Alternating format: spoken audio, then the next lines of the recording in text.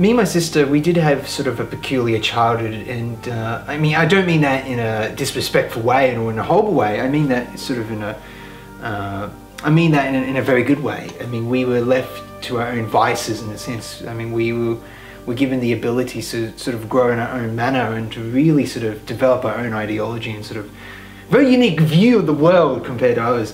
And that was because me and my sister, you know, I mean, I couldn't speak until I was the age of 7, you know, so we couldn't, so, you know, we had that difficulty to communicate certain things, you know, to our parents. So with that, because of that, we did have a very different childhood from what you would normally have, I suppose.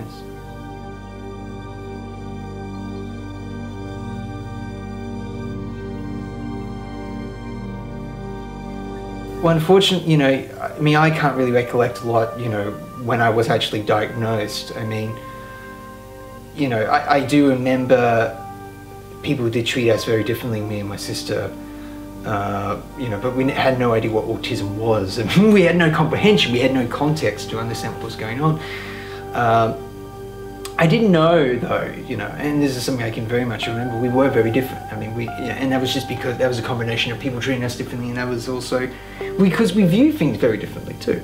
You know, I do remember my mum was very upset about it, because when you hear your child has had autism or diagnosed with autism, you know, I don't blame any parent being upset about it. I mean, because when you think of autism, what do you think? You think of a child with learning disability, and to a severe extent, which is really kind of the most hardest thing. It was one of the most difficult things that any parent to deal with.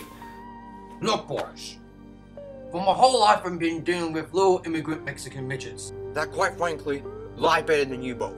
Tell me who shot me, otherwise I shove my fist up your asses.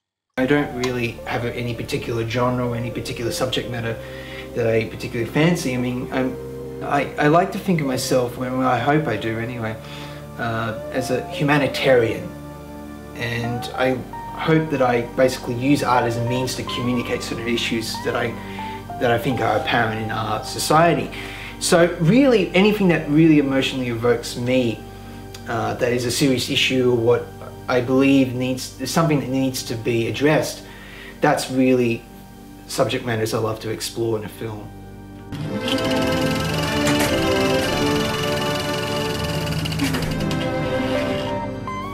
Well, filmmaking to me was always a means of rebellion. I mean, art in itself for me was a form of rebellionism. I mean, I never really wanted to cohere to a society that I fundamentally never agreed with.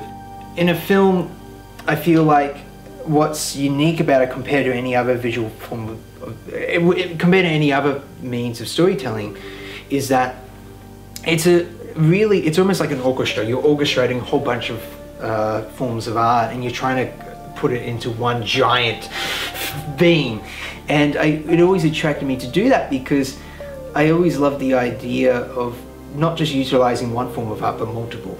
It's sort of one of the closest forms of us experiencing life in a weird way. I mean, whereas film, you can very much simulate life visually, and I think there's something quite magical about that. And really, what's really sort of fueled me to make films, well, I believe anyway, is I've always wanted to emotively evoke something in an audience to make them feel like they can do more than what they can, and to really sort of view the world in a different way, and to really realize that everything around us, everything that we define, everything that we talk about, everything that we strive for is what we make up, and that ideas build our society, not people.